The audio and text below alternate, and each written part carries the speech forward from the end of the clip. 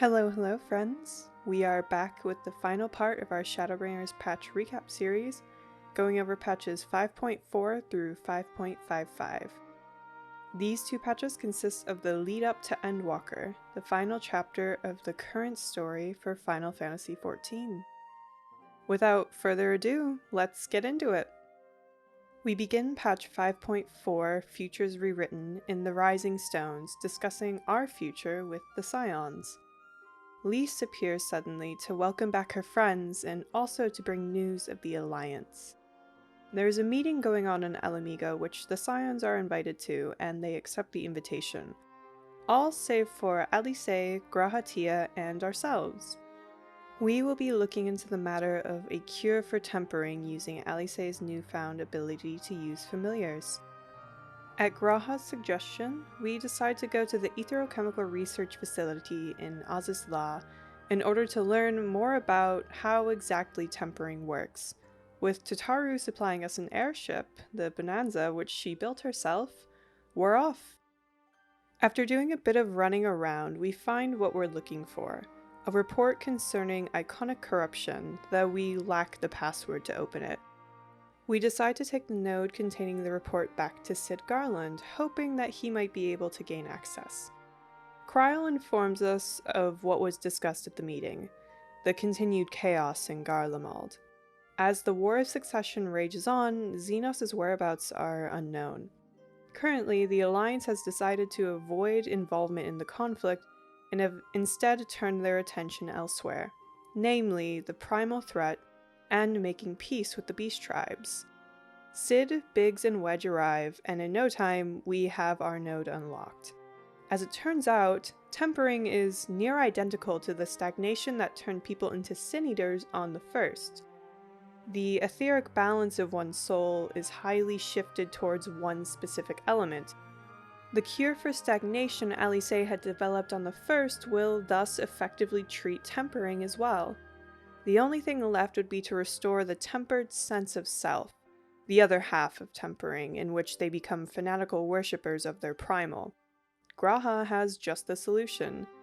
Adapting memory transference to compartmentalize the memories that occurred after tempering, and only revitalizing the memories from before, drowning out the false faith. Of course, figuring out how to make it work would require quite a bit of time, but with Sid's help, the Allegan node would be able to simulate all the tests needed to create the magic. To that end, Nero joins the rest of the Ironworks crew in Mordona, and we begin, and just barely manage to find the calculations we need before the system totally breaks apart.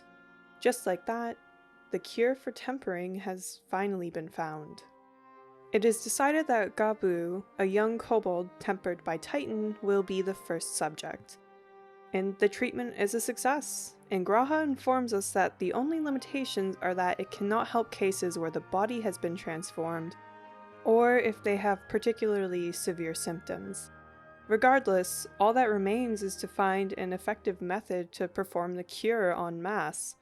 Master Matoya, the real one, is just the person we need for the job, as a sizable amount of familiars are needed for the task.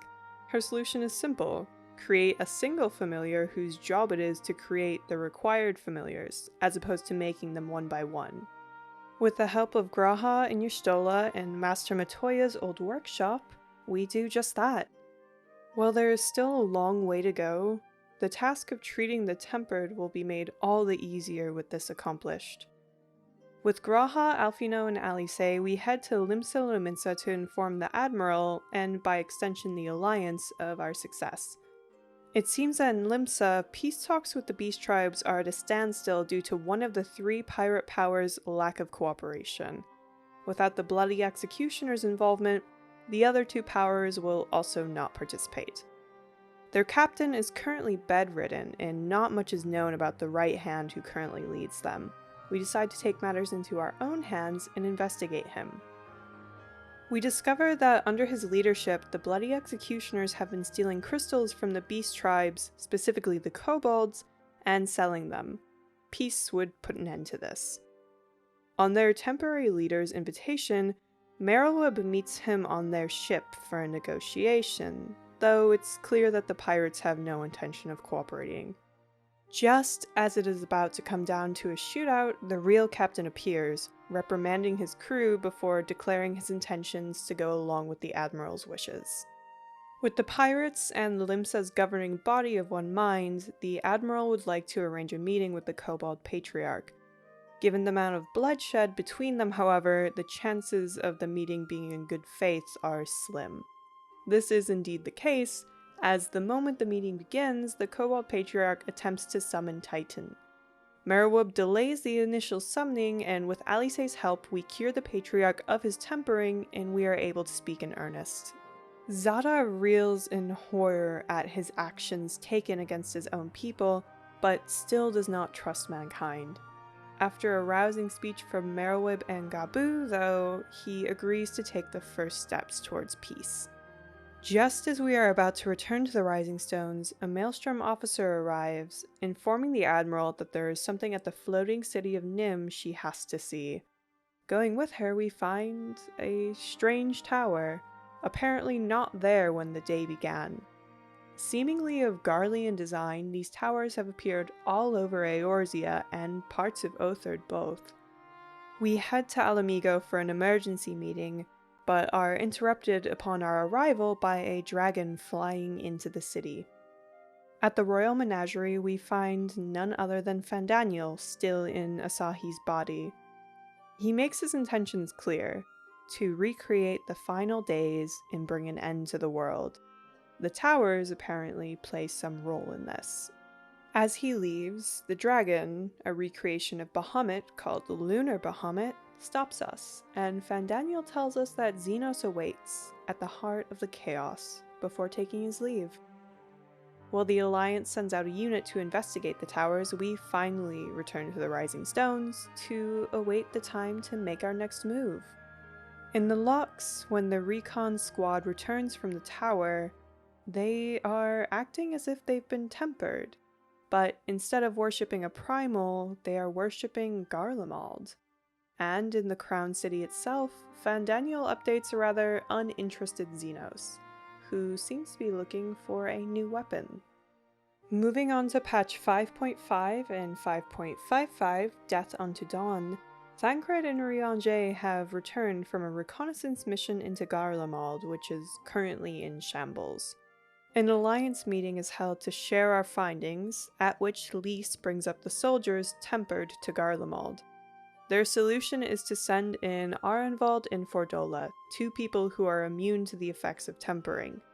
Though Alfino protests, Arenvald is set on this path and we must take our own.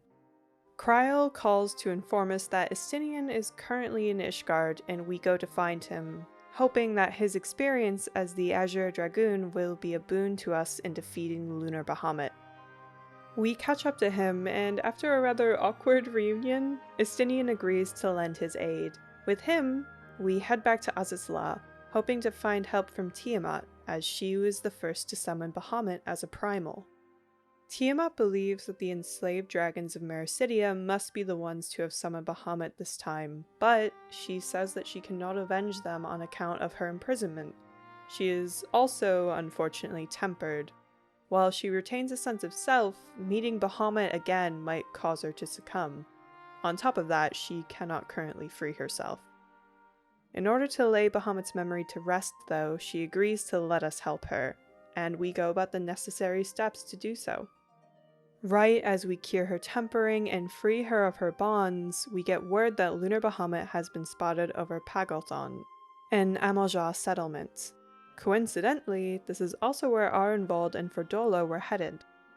Estinian and Tiamat head there on their own, while the rest of us are to make our own way. We rendezvous with the other Scions, who fill us in on Fandaniel and his companions, the Telophorois movements, as well as the fact that Lunar Bahamut seemingly can't temper mortals. With this in mind, we head to the front. After fighting our way through the Draconian Horde and subduing the Lunar Primal, Tiamat calls to her children, intent on preventing them from being used to summon ever again. The whole event has also secured peace between the Amalja and the Alliance. After fighting alongside men, they consider us worthy of their trust. As this was all going on, Arenvald and Fordolil successfully infiltrated the tower to find captive Amalja, there to power a new lunar primate, Ifrits.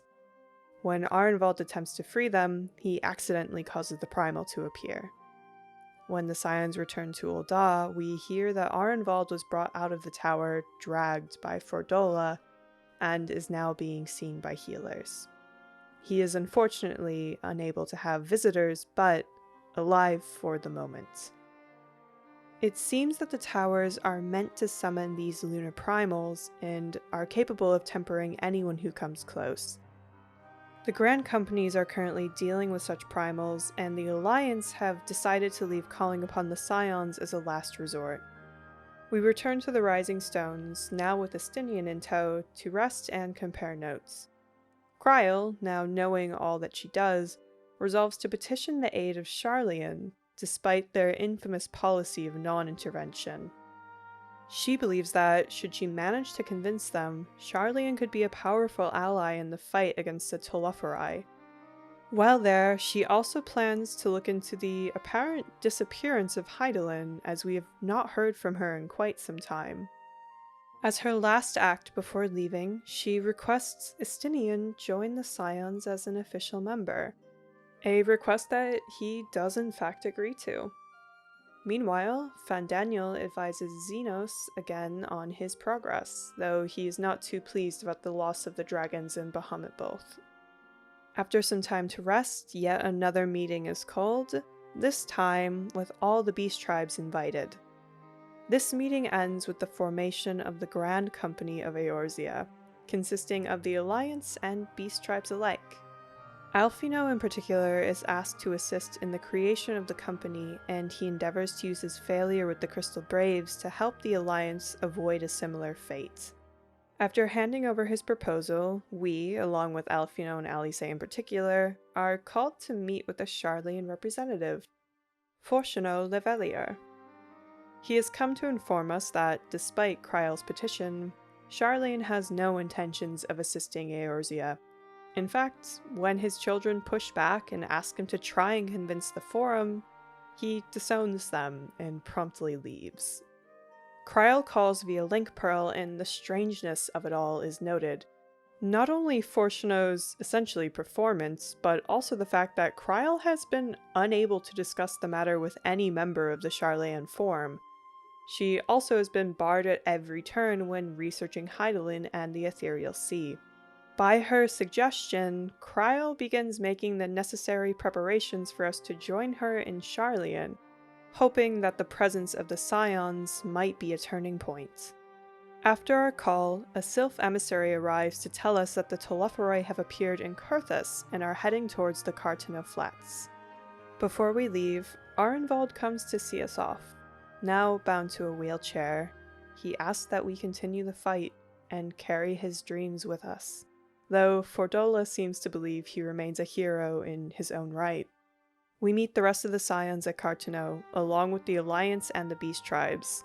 The Scions split off into 3 teams: Thancred, Y'shtola, and Urianger to the east, Alice and Graha will remain central, and ourselves, Alfino, and Estinian to the west.